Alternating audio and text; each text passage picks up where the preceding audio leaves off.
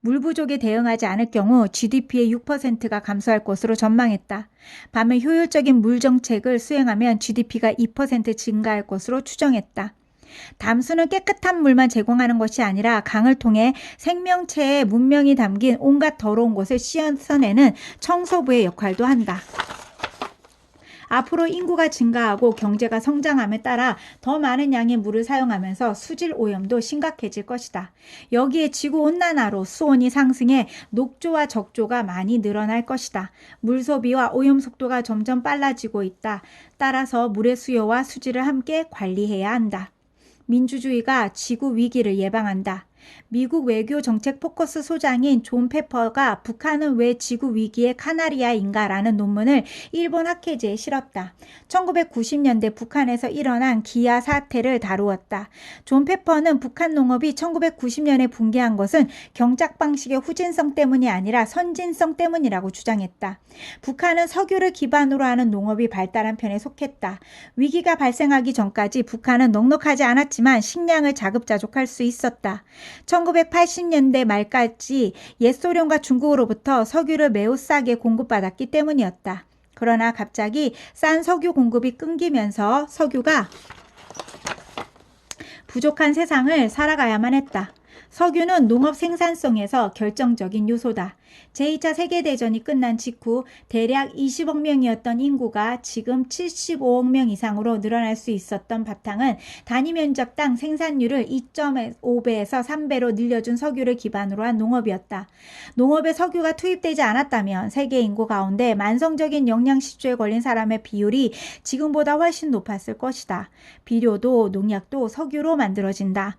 북한은 석유 부족으로 비료가 부족해졌고 농기계를 사용할 수 없었기 때문에 결국 식량 생산이 감소했다.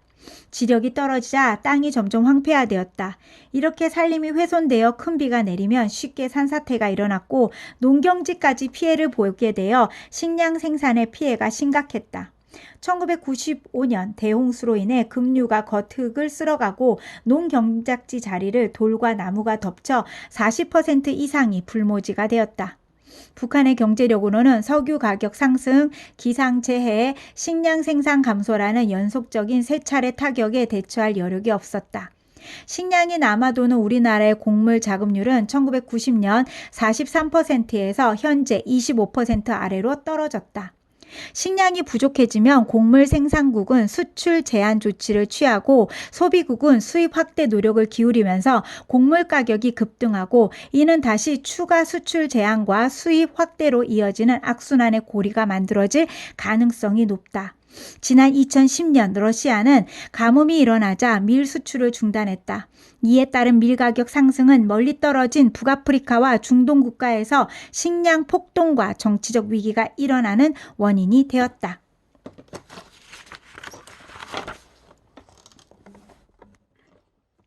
현재 만성적인 굶주림에 시달리는 10억 명 이상에게 음식물 충분히 제공해야 한다.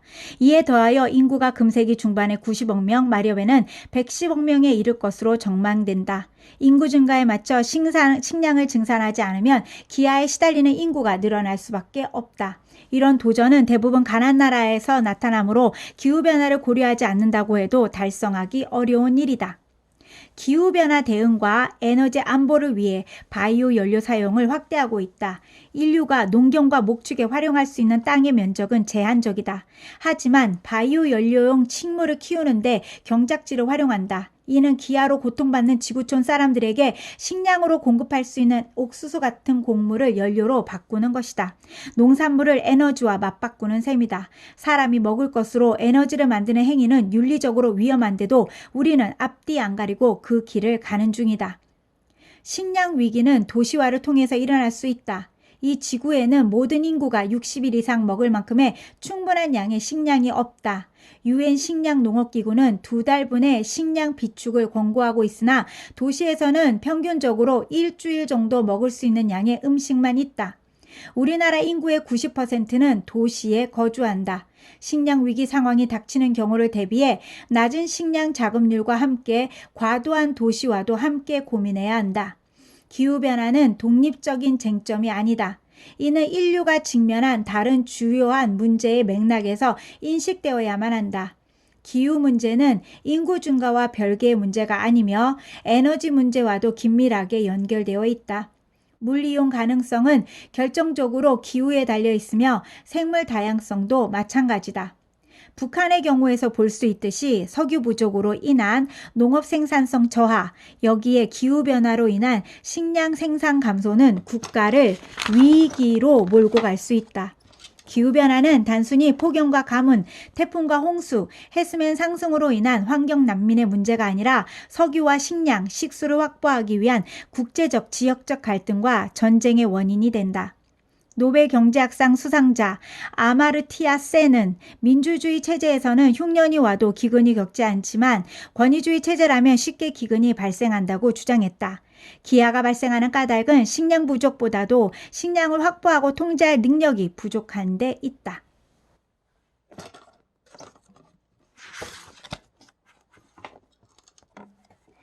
빙하가 작아지면 삶의 터전도 줄어든다. 빙하가 커지거나 줄어든 데는 기온과 강설량의 요인으로 작용한다. 지구온난화가 진행된다 하더라도 강설량이 많아지면 빙하가 확장될 수 있다. 현재 남극 일부 지역에서 빙하가 커지고 있는 이유다. 하지만 최근 수십 년간 대부분 지역의 빙하가 줄어들고 있는데 그 주된 원인이 지구온난화다. 남극과 그린란드에 있는 육상 빙하가 녹음물이 바다로 흘러들어 해수면이 상승한다. 그러나 산악빙하는 모든 육상 얼음의 1%만 차지하므로 해수면 상승에 큰 영향을 주지 않는다.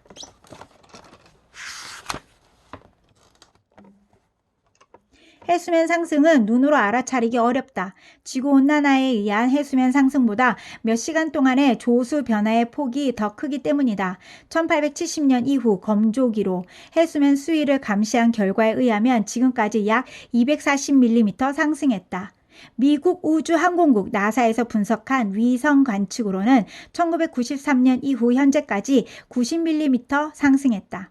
세계의 평균 해수면 상승은 20세기 초반 약 1.4mm였다. 해수면 상승에서 열팽창이 가장 큰 역할을 했다. 해수면은 지구 전체적으로 고르게 상승하진 않는다. 지역마다 다른 해양, 열팽창, 해류 같은 다양한 요인이 작용하기 때문이다. 오늘날 육상 빙하의 86%는 남극에, 11.5%는 그린란드에 있다. 한반도 면적보다 약 60배 더 넓은 남극 대륙은 평균 2km 두께의 빙하로 덮여 있다. 빙하가 녹을 때 단순히 위에서 아래로 녹아내리지 않는다.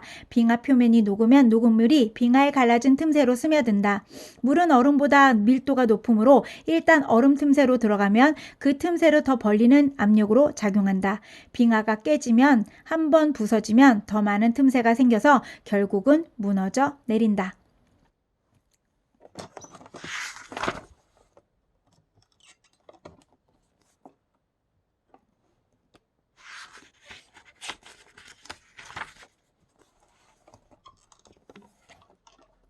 빙하의 크기는 늘 변해왔지만 오늘날처럼 빠르게 변화하진 않는다.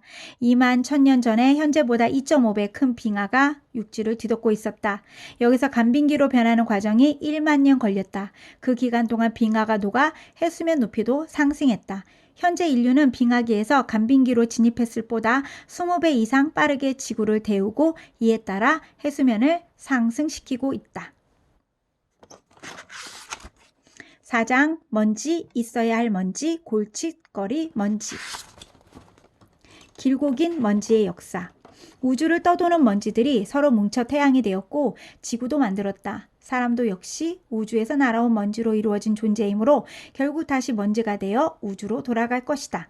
가장 오래된 먼지 이상 기록은 지금으로부터 3700에서 3200년 전 번창했던 은나라 유적지에 출토한 거북이 등딱지에 새겨진 매, 흑비라는 갑골 문자에 있다. 황사라는 단어는 당나라 시대에 쓰인 남사의 천우황사, 하늘에서 황사가 분다라는 문장에서 처음 등장한다.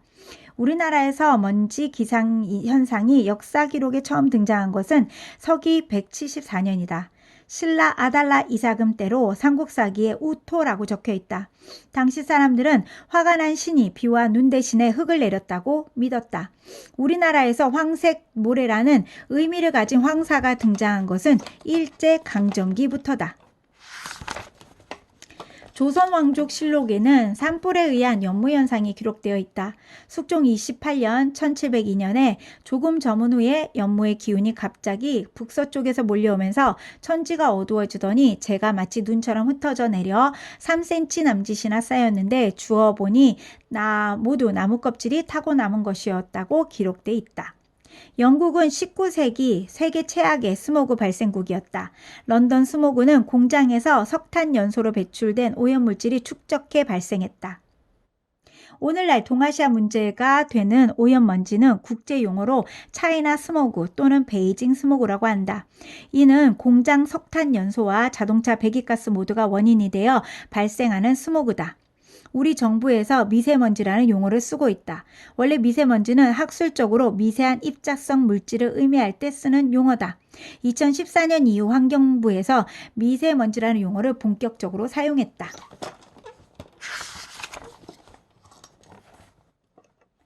오염먼지는 배출원에서 사시사철 항상 발생한다.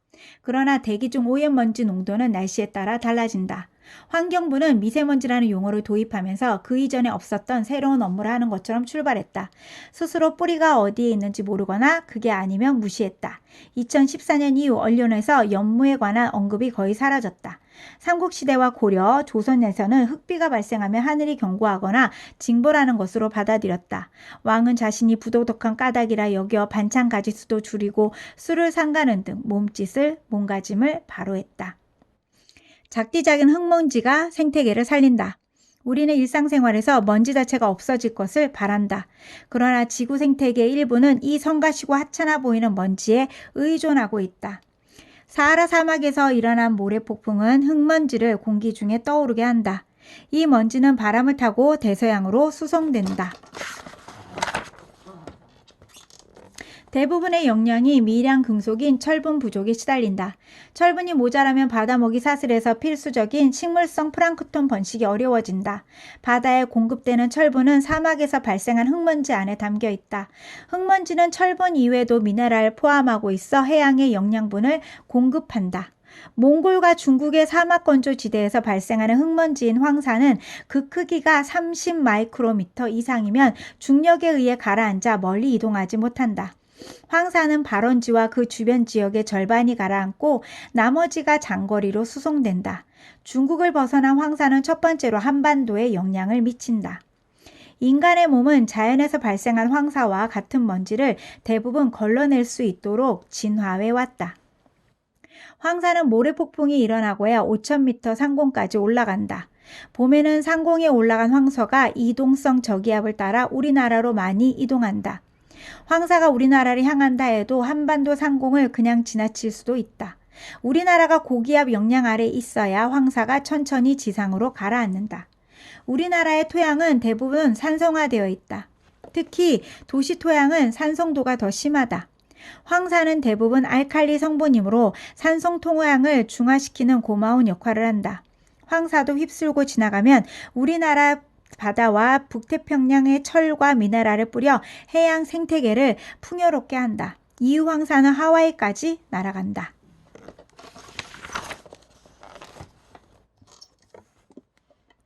흙먼지는 기상사태와 대기 흐름에 따라 먼 곳까지 이동해 가라앉는다. 기후변화로 인해 바람과 강수가 바뀌면 흙먼지의 발생과 이동이 달라진다. 이렇게 되면 오랫동안 유지되어 온 흙먼지에 맞추어진 생태계에도 변화가 일어날 가능성이 크다. 먼지도 기후변화를 일으킨다. 먼지 입자는 충분히 작고 가벼워서 바람에 실려 대기 중에 머물 수 있다. 대부분의 먼지는 햇빛을 반사해 우주공간으로 되돌려 보낸다. 이로 인해 먼지는 지구를 식힐 수 있는데 이를 지구 차광 효과라고 한다.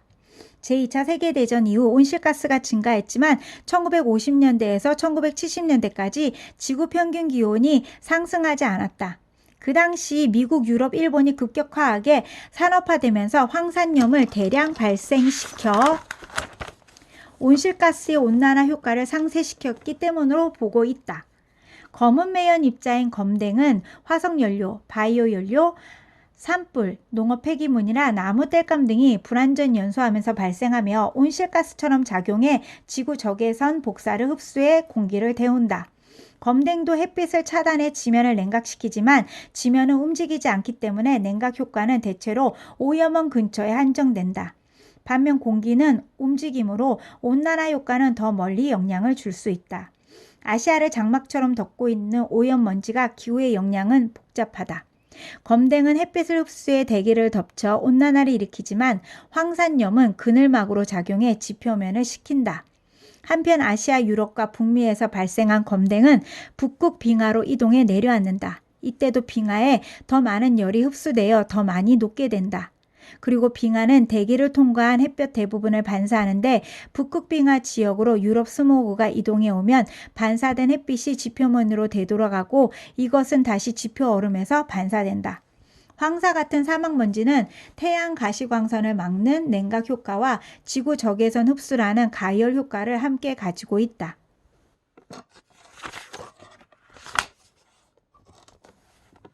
먼지는 인각 간섭이 기후 시스템에 어떠한 영향을 미칠지 평가할 때 불확실성의 원인 가운데 하나다. 먼지 수명이 온실가스 수명보다 짧다는 것도 중요하다. 이산화탄소의 온난화 효과는 100년 이상 지속되는 한편 황산염의 냉각 효과는 며칠밖에 지속되지 않는다. 이것은 황산염이 제거되면 숨겨져 있던 지구온난화가 나타날 수 있음을 시사한다. 역설적으로 이산화탄소로 인한 위험을 또 다른 위험의 황산염이 막아주고 있다. 일반적으로 황산염이 최대 1도 정도 온난화를 막고 있다고 추정하는데 이는 황산염이 사라지면 즉시 기온이 1도 더 상승한다는 것을 의미한다. 화산 폭발이 일으키는 기후변화. 화산이 폭발하면 화산 분출물 주변에 직접적인 피해를 일으킬 뿐 아니라 기후에도 영향을 미칠 수 있다. 2억 5천만 년 전 시베리아에서 용암이 100만 년 동안 분출되어 호주 대륙 절반 정도에 해당하는 넓은 지역을 뒤덮었다. 오늘날에는 화산 폭발과 함께 분출되는 이산화황의 기후가 영향을 받는다. 이 기체가 황산염이 되어 성층권에 도달하면 햇빛을 흡수해 성층권을 가열하지만 햇빛을 차단하고 산란시켜 그 아래의 대륙권을 냉각시킨다. 화산재가 성층권에 들어오면 바람을 따라 퍼진다. 확산되는 정도는 화산 위치에 따라 다르다. 지난 수세기 동안의 가장 큰 화산 폭발은 1815년 인도네시아 탐보라에서 일어났다. 이때 황산염이 44km 높이까지 도달해 성층권에서 지구 전체로 퍼졌다. 탐보라 화산의 증거는 그린란드와 남극의 빙하 코어에서도 찾을 수 있다. 탐보라 화산의 폭발로 1815년 세계 연평균 기온이 5도 하강했고 6월 북미 지역에 50cm의 폭설이 내리는 등 이산기후가 발생했다. 하찮아 보이는 먼지 안에 숨은 위험과 갈등. 2018년 한국보건사회연구원이 각종 위험에 관해 시민이 느끼는 불안 수준을 분석했다. 가장 불안도가 높게 나타난 항목이 미세먼지 등과 같은 대기 오염이었다. 담배는 스스로 끊는 노력이라도 해볼 수 있지만 오염먼지는 개인이 통제할 수 없다. 오염먼지는 인간활동과 산업에서 발생하는 지름이 머리카락 굵기의 30분의 1 정도인 2.5 마이크로미터 이하, 자연스레 생긴 먼지보다 작아서 미세먼지라고 부른다. 오염먼지는 발생원에서 고체 상태로 직접 나오거나 가스 상태인 전구물질로 배출된다. 석탄은 대부분 탄소로 구성되는데 여기에 소량의 황이 섞여 있다. 발전소나 공장에서 석탄 속에 저장된 에너지를 뽑아쓰기 위해 석탄을 태울 때 황이 공기 중 산소와 반응해 황산화물을 배출한다. 검댕은 주로 연료와 불완전 요소할 때 배출된다. 오염먼지가 같은 농도라면 크기가 작을수록 표면적이 더 넓으므로 반응이 더욱 빨라지고 다른 유해 물질들이 달라붙기 쉽다. 2019년 세계보건기구는 대기오염과 지구온난화가 인류 건강을 위협하는 주된 10가지 요인 가운데 하나라고 발표했다. 오염먼지 농도는 발생원에서 배출되는 양뿐만 아니라 외국에서 유입되는 양에 따라서도 좌우된다. 중국에서 오염먼지가 발생했다 해도 항상 우리나라에 영향을 주지는 않는다. 그 이유 중 하나는 오염먼지의 지속시간이 짧다는 것이다. 오염먼지는 배출 지역을 중심으로 고농도로 나타나며 그곳에서 멀어질수록 급격히 떨어진다. 오염먼지 문제는 중국과의 갈등을 유발할 수 있는 어려운 사안이다. 그런데 유입되는 오염먼지 책임을 일방적으로 중국에게 맡기긴 어렵다. 중국 과학자들이 오염먼지로 인해 2007년에 발생한 세계 345만 명의 조기 사망자의 원인을 분석했다. 다시 말하면 중국 내에서 한국과 일본으로 수출을 위해 가동되는 공장에서 배출되는 오염먼지 때문에 발생하는 중국 조기 사망자 수가 중국 오염먼지로 한국과 일본에서 발생하는 조기 사망자 수보다 더 많다는 것이다. 중국은 우리나라의 최대 수출국이자 수입국이며 우리나라 입장에서는 무역 흑자국이기도 하다. 2018년 미국 국립과학아카데미에서 발표된 논문에서 중국은 2014년에 2016년 사이 자국의 발전소에서 이산화황 배출을 7에서 18%로 줄였다고 밝혔다. 중국도 오염먼지에 견디기 어려운 상황이기 때문에 스스로 배출량을 꾸준히 줄이고 있다. 오염먼지 배출을 줄이는 것은 산업계 입장에서는 비용 증가를 의미한다. 인공강우로 미세먼지 없애기는 현대판 기후제다. 2019년 1월 기상청이 인공강우가 미세먼지를 얼마나 줄일 수 있는지 분석하기 위한 실험을 서해상에서 한다고 발표했다. 1940년대부터 과학자들은 구름 안에 요오드 화은이나 드라이 아이스 같은 구름 씨앗을 뿌려서 구름방울을 키워 빗방울이나 얼음 결정으로 만드는 과정을 항공 실험해 왔다. 이를 구름씨 뿌리기라 하며 이러한 방법을 통해 비나 눈이 내리도록 하는 것을 인공강우라고 한다. 인공강우가 떨어지면 그 표면 수십에서 수백 개의 미세먼지 입자가 모일 수 있다. 이 과정에서 미세먼지가 제거되어 공기를 맑게 할 수 있다. 실험실에서는 명백한 이론이지만 실제 자연에서는 그 효과가 대부분일 경우가 불확실하다. 2010년부터 중국과 인도, 태국에서 대기오염을 줄이기 위해 인공강우 실험을 했다라는 외신 보도가 있었다. 이스라엘은 인공강우를 실용적으로 활용하고 있는데 건기가 아니라 우기에 수행한다. 미세먼지 농도가 높다는 것은 고기압 영향하에 있다는 것을 의미한다. 다시 말해 중국발 미세먼지 농도가 높다는 것은 인공강우에 적절하지 않다는 것을 의미한다. 영국과 미국이 런던 스모그나 로스앤젤레스 스모그를 인공강우로 해결하진 않았다. 정부가 취해야 할 근본적인 조치는 미세먼지 감축을 위한 기준 강화, 규제 강화를 집행, 대중교통 인프라 개선일 것이다.